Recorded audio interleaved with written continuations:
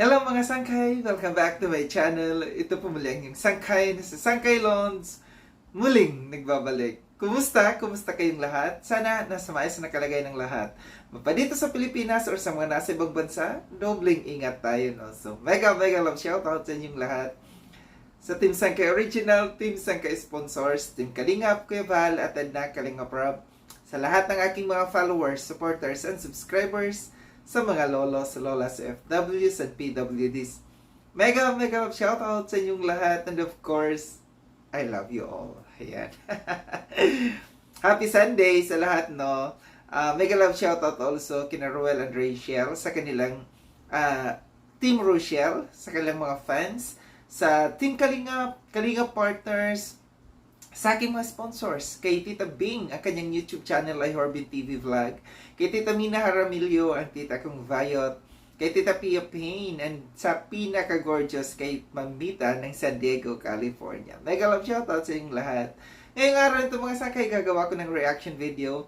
Ito'y patungkol sa napanood kong live ni Kuya Miel, no? Ito'y sagot niya sa reaction sa kanya ni Bopil. So, meron akong video clips na ipapapanood sa inyo. Credit dito kay Kuya Miel, no? Sa mga hindi pa nakapag-subscribe kay Kuya Miel, subscribe niyo po siya.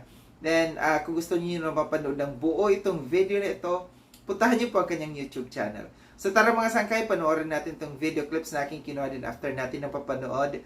Magbibigay ako ng opinion o kuro-kuro patungkol dito. Tara mga sangkay. Pero si Bopil, sinabi niya po nasa thumbnail yung pangalan ko.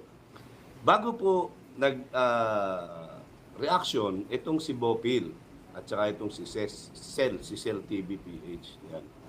Ang intention ko po doon ganito. Video clips lang po yung kinuha ko. Ilang minutes lang po yun. Wala pa yatang 5 minutes yun o ano. Wala pa, maiksi lang. Kasi yung aking Facebook page po ay restricted. Yung aking Facebook hindi pa po yan monetize. Kaya wag niyo pong iisipin na inuunahan kong kumita yung may video, yung nagpabinyag. Hindi po. Yan. Wala po akong intensyon na nakawin ang video doon sa binyag. Ako po ay nag-ano lang doon. Ako ay behind the scene lang ako doon, sa paligid-ligid lang. At ayun nga, kinunan ko lang yung entrance ninyo ni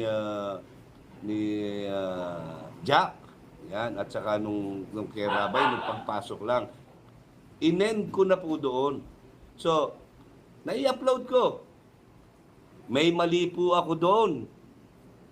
Aminado po ako dyan dahil bago po bago nag-reaction yan, nakapag-usap na kami ni Mighty Emmy. Nagme-message po sa akin si Mighty Emmy. Nag-sorry po ako kay Mighty Emmy. Pasensya na po, hindi ko akalain na kahit pala clips, bawal. Hindi po kasi yung full video. Ang pagkakaintindi ko, full video. For your information,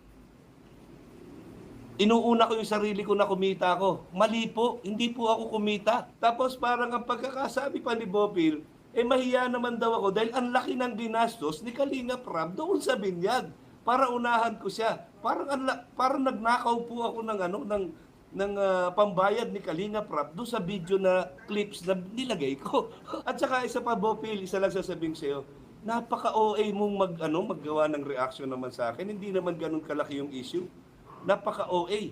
Kasi parang sa pagsasalita mo, sa pagde-deliver mo ng sinasabi mo, parang nakagawa ako ng paulit-ulit na krimen. Anong pinalalabas mo doon na lagi kong ginagawa yon? Excuse me, Bopil. Nagulat ako after namin makapag-usap ni Mighty Emmy.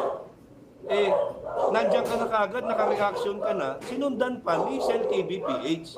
Nag-pop up sa akin, may reaction video na itong dalawa. Sabi ko, para saan naman ito? Nasaan na yung usaping internal? Na pag-uusapan muna pagdating sa mga ganyang issue sa mga vlogger. Bakit nag-reaction kayo? Nasaan yung internal? Yung pagka-OA na deliver mo, ng reaction mo, parang ang laking kasalanan ng ginawa ko. Parang ang laking pagnanakaw ang ginawa ko kay Kalingap Rob. Nagkausap na kami ni Mighty Emmy, binura ko yung pinabubura niya, Wala po akong reklamo. Hindi ako nagreklamo. Kasi kasalanan mo naman talaga. Tinanong ko pa, didelete ko na lang po. Kasi alam ko kasalanan ko dahil sabi niya nasa rules. So susundin ko siya as a respect. Parang ano ko parang dinigrade po ako nito ni Bopil At saka nitong si Cell TVPH, dinigrade po nila ako. Parang pinapabagsak nila ako. Bakit niyo ako gustong pabagsak? So yun mga sangkay at tinapanood ng video clips na aking kinuha. Ito'y mula dun sa live ni Kuya Miel. Muli credit dito kay Kuya Miel, no. So ito'y patungkol sa na-upload ni Kuya Miel na video clips. Maiksi lang daw ito na video clips na kanyang na-upload sa kanyang Facebook. Hindi po ito sa YouTube sa kanyang Facebook po. And then ito'y kanina nabanggit ito kanina ni Kuya Val sa kanyang live, no. Hindi lang niya pinangalanan si Kuya Miel, pero alam ko at akaalam ko rin na karamihan nakakaalam patungkol dito na sa live ni Kuya Val na si Kuya Miel ang kanyang pinapatukuyan dito. Pero walang masamang tinapay, walang masamang salita na sinabi dito si Kuya Val, kundi sinabi lamang niya na tanggapin kung ano man ang parusa meron sa kanya kasi bawal nga talaga. Which is religiously admitted naman talaga si Kuya Miel dito sa kanyang pagkakamali, no. Nagkamali siya and inaccept niya po yon yung kanyang pagkakamali. Ang hindi lang niya kasi matanggap dito na yung the way yung pagre-reaction ni Bopil sa kanya na sobrang hindi magagandang salita ang binitawang salita ni Bopil dito sa kanya na feeling ni Kuya Miel nagnakaw siya ng pagkalaki-laki dito sa kanyang nagawang kasalanan. So sa isa pa sinabi dito ni Kuya Miel, no, malinaw na sinabi dito ni Kuya Miel na nagkausap na sila dito ni Mighty Emmy patungkol dito bago pa magkaroon ng reaction ito si Bopil. Ito yung ipinagtataka ni Kuya Miel, no, na bakit napag-usapan na nila ito ni Mighty Emmy, na-delete na niya yung ipinadidelete sa kanya. Bakit ginawan pa siya ng reaction video patungkol dito? Sabi niya, ang question pa niya dito, nasaan yung sinasabi na internal muna, pag-uusapan muna internal, bago mailabas yung mga ganito. Bago maayos, I mean, para ayusin. Kailan pag-usapan muna internal, para ayusin ang kung ano mang gusot meron. Pero bakit lumabas yung ganito? Bakit may mga reaction na ganito? Ito yung hindi ko talaga gusto sa ibang reactors, no, na kumbaga pinagkakakitaan talaga. Yung kanilang inaantay na mayroong isang vlogger na magkamali kasi doon nila puputaktiin, no, ng kung ano nung mga kanilang sasabihin, gagawin nilang content, no. Ito yung ayaw ko kasi dapat sa mga ganitong pagkakataon, no, dapat kung may pagkakamali man yung tao, kasi si Kuya Miel kilala ko ito, ilang beses ko na itong na-meet in person, makikita natin itong taong ito na karespeto itong taong ito. So dapat sa mga ganito, no, hindi pinalalabas, dapat hindi na pinag-uusapan pa, hindi na ginagawa ng content, at hindi naglalabas ng masasakit na salita, no. Total napag-usapan na naman, no. Huwag na sanang gawing content, huwag nang pagkakitaan. Yung tao nagkamali na, umamin naman yung tao, pero bakit kailangan kumbaga parang dinidikdik pala mas lalo yung tao. Nagkamali na yung tao, umamin na, pero bakit kailangan pagkakitaan pa? Ito ba yung, 'di ba sabi, one kalingap, one family, or one family, one kalingap, no? Ito ba yon? Nasaan yung sinasabing ganyan? At nasaan yung sinasabi na dapat ang kalingap may magkaisa, dapat may unity ang kalingap. So, sa mga ganito, paano magkakaroon ng unity? Kung ganito na pagkakamali ng isang vlogger, iko-content ka agad, pagkakakitaan ka agad, no? Hindi maganda yung mga ganito, no, na nagkamali na yung tao, iko-content pa, tapos kung ano-ano pang mga masasakit na salita, ang ipalalabas, no, ang sasabihin patungkol dito sa taong ito. Na naramdaman ko kung paano nasaktan dito si Kuya Miel, no, kasi aminado naman siya na nagkamali siya, at saka kinausap na niya si Mighty Emmy, dinilit na niya, At saka yung sinabi niya na na-degrade ang kanyang pagkatao. Dinidegrade ang kanyang pagkatao nitong mga reactors na ito na gumawa ng reaction sa kanya. Pasalamat ka nga, Kuya Miel. Dalawa lang ang nag-ano sa'yo. Dalawa lang yung nag-reaction sa inyo, hindi yung grupo nila gumawa ng reaction sa iyo. Dahil kung hindi, kung buong grupo nila, patay ka. Ito yung dapat anuhin natin. Maging aware tayo dito sa mga words. Lagi kong sinasabi na maging reactors dapat maging aware sa mga binibitawang salita kasi may mga tao po talaga na mayroong pinag-aralan naman talaga, no, na alam nila kung masama o hindi ang mga sinasabi patungkol sa kanila.